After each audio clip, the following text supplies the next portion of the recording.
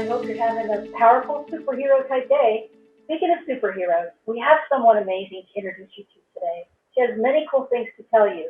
So let me go ahead and introduce our GLAM mentor who will interview her. Her name is Stephanie Luna Lopez. Some of you girls may have met Stephanie before because she has been to GLAM as a mentor. Stephanie was the GLAM mentor for 2 years. She graduated from the University of California, Berkeley in May 2020, and she is an incoming graduate student at UCLA, pursuing a master's in social science because she wants to help all students turn their dreams of going to college into reality through programs and mentoring. And now she's going to interview our special guest today. Please take it away, Stephanie. Thank you, Margaret. I'm so excited that I get to interview our special guest. Before we get started, I want to ask how many of you have heard of Facebook? I can't see your hands, sorry, but I bet there's a lot of you out there. Well, our guest today works for Facebook.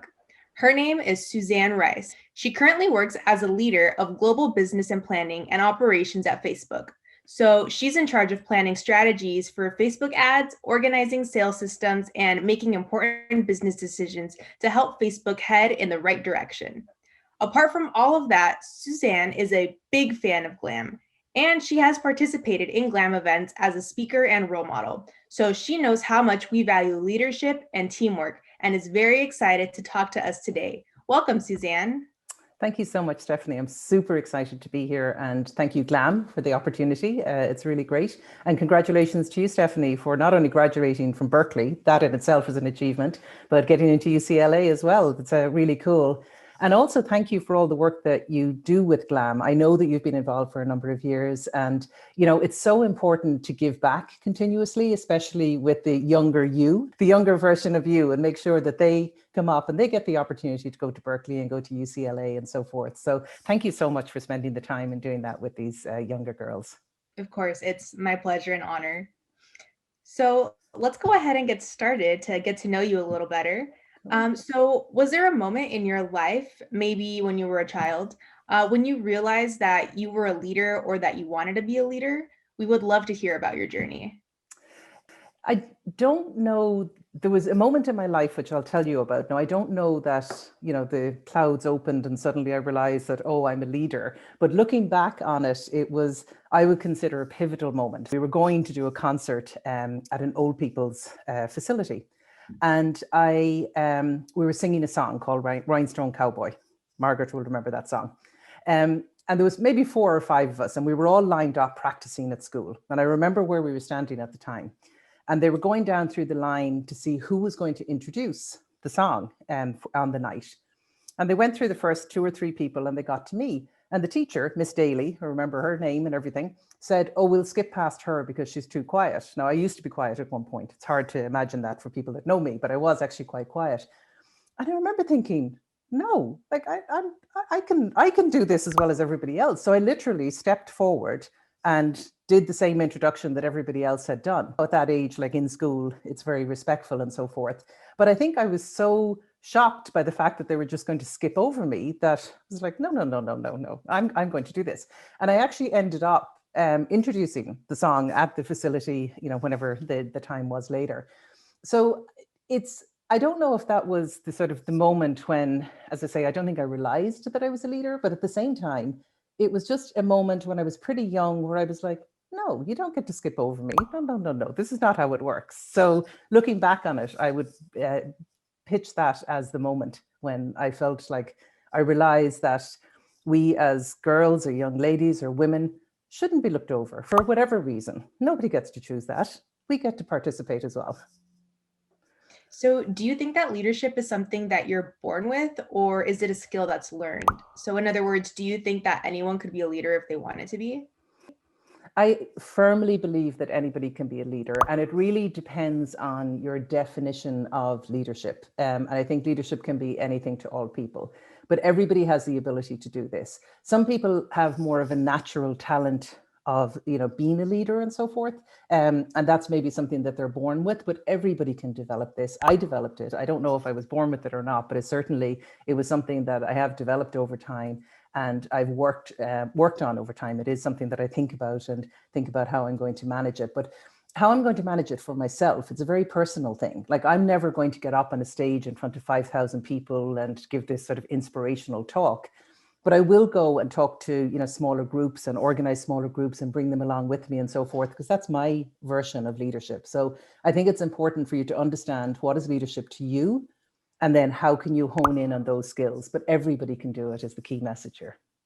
Yeah, I really appreciate you saying that, because I feel like the idea of being a leader can sometimes be seen as only big major things, but you can be a leader in your family, you can be a leader in your friend group, in your classroom. It doesn't matter what size, it's important.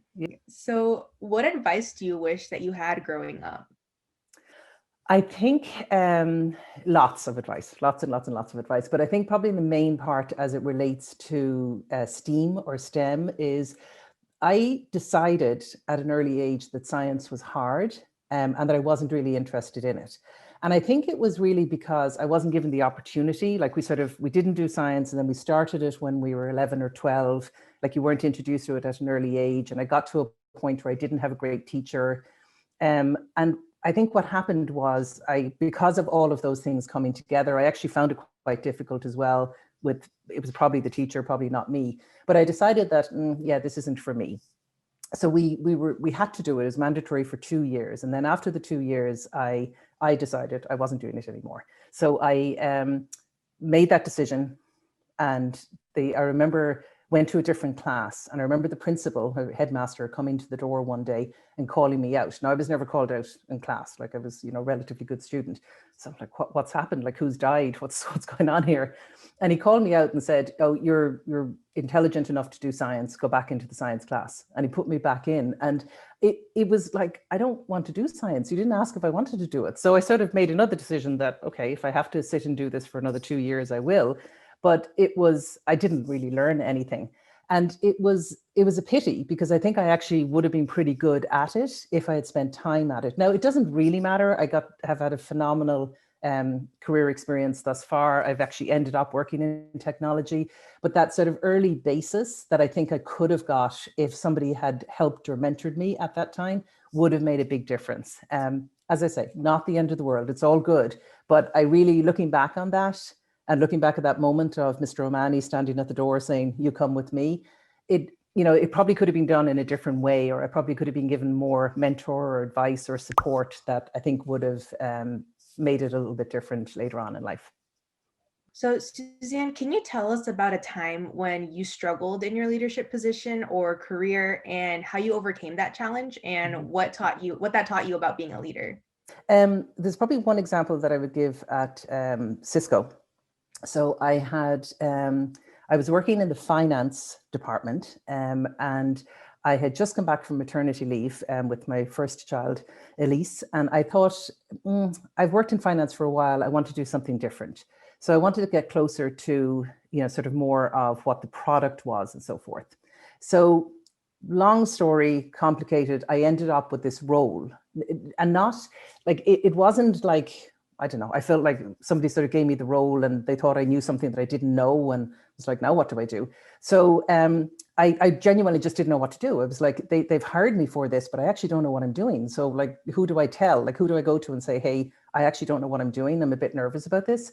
So anyway, a guy, he was the VP at the time. And he came to me. Somehow he got wind of the word of this. I don't know how. And he came to me and he said, do you have a couple of minutes? And I'm like, yeah. He said, so I hear you got this new role. And I'm thinking, all right, I've been found out already. Now what do I do? I'm like, yeah, I have. But I said, I'm actually worried about it because I don't know what to do and so forth. And he asked me like 3 or 4 basic questions about bookings and revenue, and all of which I knew. And he said, and there was a systems component to it. And, he said, do you understand the systems part? And I'm like, oh yeah, I understand all those piecemeal parts. And he's like, so you'll be fine in the role. And it was like, oh, are you sure? And he's like looking at me going, what is wrong with you? Of course you'll be fine. But at that moment, there's no way that I felt that I knew what I was doing. But he, as a leader, took that 5 minutes to come and talk to me and to say, it's, the role as described, if you took it purely at face value, yeah, I probably didn't really know what I was doing. But if you broke it into its component parts, I knew enough to be able to go into the role and add value immediately, and then learn the pieces that I didn't know. And I always think about, he was a great mentor and still is a great mentor to me, but I always think about like that 5 minutes that he took had a pivotal impact in my life. And that's true leadership in my mind. As I mentioned, the leadership of being on the stage and talking to 5,000 people. Yeah, that's leadership. But that moment of actually finding somebody earlier in career who wasn't really sure what they were doing or wasn't confident in themselves, taking the time to spend with them and to bring them along, that to me is pure leadership. Yeah, I think that is so important because so many times people will pass up on amazing opportunities that they're very qualified for just because when they see it at like face value, it's so intimidating and it seems like this big monster that you can't tackle or that you're not ready for, but really you are. You just haven't like taken a step back and broken it down, like you said, and take it for its components and not so much the whole picture. Yeah. And that advice that I would give to everybody is don't get overwhelmed. Just stop. Think about it as a jigsaw puzzle. Just stop. There's lots of pieces of the jigsaw puzzle. How do they come together? Do you know, like maybe you do the outline first? So maybe you just do the outline first and then you begin to fill it in. But just break it into its parts because nothing in life is actually that complicated, to be honest with you. Yeah. And even if you don't understand all of the parts, you can always learn along the way. And that's what's great about these things. 100%. Yeah. Fantastic. So I have one last question for you. At GLAM, girls learn that we each have a superpower, and we know how important it is to embrace what is unique and different about ourselves. So for you personally, how would you define a superpower and what is your superpower?